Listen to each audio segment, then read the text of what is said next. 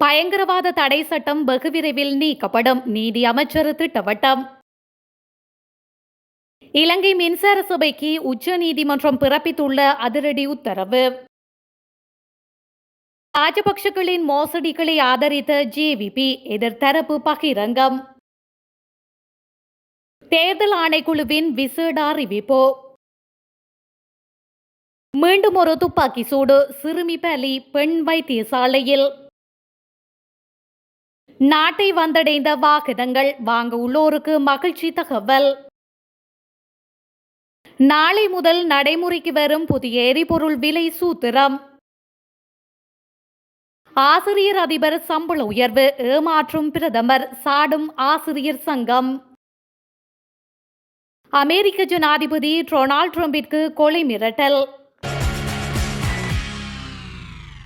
வெகு விரைவில் பயங்கரவாத தடை சட்டம் நீக்கப்படும். தேர்தல் காலத்தில் மக்களுக்கு வழங்கிய வாக்குறுதிகளை நிறைவேற்றுவோம் என நீதி மற்றும் தேசிய ஒருமைப்பாட்டு அமைச்சர் சட்டத்தரணி ஹர்ஷன நாணயக்கார தெரிவித்துள்ளார். நாடாளுமன்றத்தில் நடைபெற்ற 2025 ஆண்டுக்கான வரவு செலவு திட்டத்தின் ஜனாதிபதி செலவின தலைப்பு மீதான குழுநிலை விவாதத்தில் உரையாற்றுகையிலேயே அவர் மேற்கண்டவாறு குறிப்பிட்டுள்ளார். மேலும் உரையாற்றுகையில் வரவு செலவு திட்டத்தின் மீதான விவாதத்தில் எதிர்க்கட்சியின் பெரும்பாலான உறுப்பினர்கள் விடயதானத்துக்கு பொறுப்பற்ற வகையில் பேசுகின்றார்கள், விமர்சனங்களை மாத்திரம் முன்வைக்கின்றார்கள். இருப்பினும் ஒரு சிலர் பொறுப்புடன் செயற்படுவது வரவேற்கத்தக்கது. தேர்தல் காலத்தில் மக்களுக்கு வழங்கிய வாக்குறுதிகளை நாங்கள் மறக்கவில்லை. பயங்கரவாத தடை சட்டத்தை நீக்க வேண்டும் என்று அன்றும் குறிப்பிட்டோம், இன்றும் குறிப்பிடுகின்றோம். அதேபோல் முன்னாள் ஜனாதிபதி ரணில் விக்ரமசிங்க பயங்கரவாத தடை சட்டத்துக்கு பதிலாக கொண்டு வந்த பயங்கரவாத எதிர்ப்பு சட்டத்துக்கும் நாங்கள் எதிர்ப்பு தெரிவித்தோம். பயங்கரவாத தடை சட்டம் மற்றும் பயங்கரவாத எதிர்ப்பு சட்டம் ஆகியவற்றை மீளாய்வு செய்வதற்காக நீதியரசர் ஹர்ஷன குலரத்ன தலைமையில் குழு நியமிக்கப்பட்டுள்ளது. குழுவின் பரிந்துரைகளுக்கு அமைய உரிய நடவடிக்கைகள் எடுக்கப்படும். இந்த நடவடிக்கைகள் அடுத்த தேர்தல் வரை இழுத்து செல்லப்பட மாட்டாது. பூகோள பயங்கரவாதம் மற்றும் பூகோள நவீன சவால்கள் ஆகியவற்றை எதிர்கொள்ளும் வகையில் பயங்கரவாதத்துடன் தொடர்புடைய சட்டம் விரைவில் இயற்றப்படும் என்று அவர் மேலும் தெரிவித்துள்ளார்.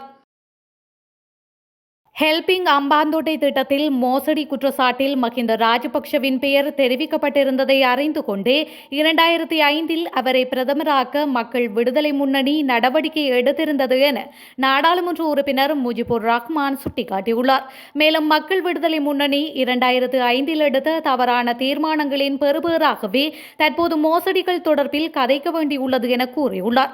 நாடாளுமன்றத்தில் நேற்று இடம்பெற்ற 2025 ஆண்டு வரவு செலவு திட்டத்தில் ஜனாதிபதி செலவின் தலைப்பின் மீதான குழுநிலை விவாதத்தில் கலந்து கொண்டு உரையாற்றுகையிலேயே இவ்வாறு தெரிவித்துள்ளார். மேலும் அங்கு அவர் உரையாற்றுகையில் ராஜபக்சகளின் ஊழல் மோசடிகளுக்கு தற்போதைய அரசாங்கமும் பொறுப்பு கூற வேண்டும்.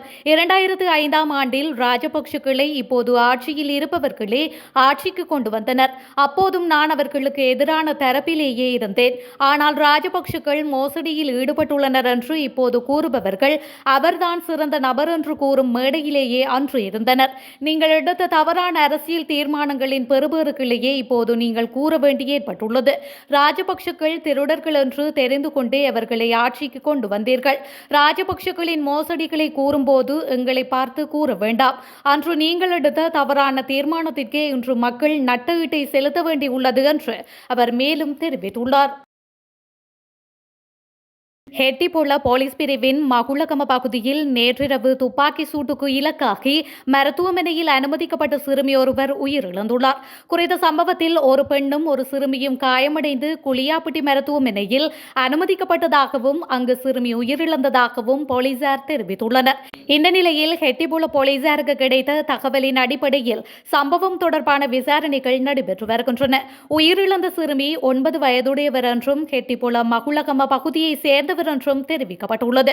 விசாரணையில் இறந்த சிறுமி தனது பாட்டியுடன் வீட்டில் தங்கியிருந்த போது அருகில் இருந்த சிலர் பன்றிகளை வேட்டையாடும் சத்தம் கேட்டு வீட்டை விட்டு வெளியே வந்து விசாரித்த போது அவர் சுட்டுக் கொல்லப்பட்டுள்ளார் என்பது தெரியவந்துள்ளதாக போலீசார் தெரிவிக்கின்றனர். சம்பவத்தில் காயமடைந்த பாட்டி குளியாப்பட்டி மருத்துவமனையில் சிகிச்சை பெற்று வருகின்ற அதேவேளை சிறுமியின் சடலம் குளியாப்பட்டி மருத்துவமனை பிரேத அறையில் வைக்கப்பட்டுள்ளது. இந்த நிலையில் துப்பாக்கி சூட்டிற்கு பயன்படுத்தப்பட்ட துப்பாக்கி போலீசாரினால் கைப்பற்றப்பட்டுள்ளது. சந்தேக நபர் அப்பகுதியை விட்டு தப்பி சென்றுள்ளதாக தெரிவிக்கப்பட்டுள்ளது. மேலும் சந்தேக நபரை கைது செய்வதற்காக கேப்பட்டிபொல போலீசார் மேலதிக விசாரணைகளை மேற்கொண்டு வருகின்றமையும் குறிப்பிடத்தக்கது. ஆசிரியர் அதிபர் சம்பள உயர்வு தொடர்பான நலன்புரி குழுவின் அறிக்கைக்கு இந்த ஆண்டு வரவு செலவு திட்டத்தில் கவனம் செலுத்தப்படவில்லை என ஆசிரியர் சங்கம் குற்றம் சாட்டியுள்ளது. கொழும்பில் நடைபெற்ற ஊடகவியலாளர் சந்திப்பில் இலங்கை ஆசிரியர் சங்க செயலாளர் ஜோசப் ஸ்டாலின் இவ்வாறு குறிப்பிட்டுள்ளார். இந்த ஆண்டு வரவு செலவு திட்டத்தில் ஆசிரியர்கள், அதிபர்கள் உள்ளிட்ட அரசு ஊழியர்களின் சம்பள உயர்வு எதிர்பார்க்கப்படுவதாகவும் அவர் சுட்டிக்காட்டியுள்ளார். அவர் மேலும் கருத்து வெளியிடுகையில் 2022 ஆண்டு சம்பந்தப்பட்ட சம்பள முரண்பாட்டில் 1/3 பங்கை வழங்க நடவடிக்கை எடுக்கப்பட்ட போதிலும் அது சுபோதானி குழு அறிக்கையின்படி வழங்கப்பட்டது. மீதமுள்ள 2/3 பங்கை பெறுவதற்காக கடந்த ஆண்டு ரணில் ராஜபக்ஷ அரசாங்கத்திற்கு எதிராக பாரிய போராட்டம் நடாத்தப்பட்டது. இந்த ஆண்டு பட்ஜெட்டில் சுபோதனி குழு அறிக்கை பற்றி எதுவும் குறிப்பிடப்படவில்லை என்றும் இது ஒரு தீவிரமான பிரச்சினை. சம்பள கட்டமைப்பின்படி முதன்மை சேவை 7வது இடத்திலும் ஆசிரியர் சேவை 8வது இடத்திலும் இருப்பதாக பிரதமர் கூறியிருந்தாலும் இது தவறான தகவல் என்றும், சம்பள கட்டமைப்பின்படி ஆசிரியர் சேவை 12வது இடத்தில் இருப்பதாகவும் ஜோசப் ஸ்டாலின் குறிப்பிட்டுள்ளார்.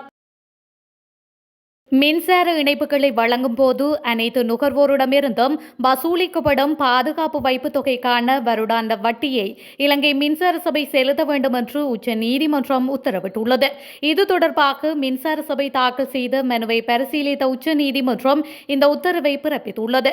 அரசுக்கு சொந்தமான மின்சார வழங்குனர் இலங்கை மத்திய வங்கியால் செலுத்தும் வருடாந்த வட்டியான 11.67 வீதத்தை வீட்டு நுகர்வோர் உட்பட அனைத்து வகை மின்சார நுகர்வோருக்கும் செலுத்த வேண்டும் என்றும் உத்தரவிடப்பட்டுள்ளது.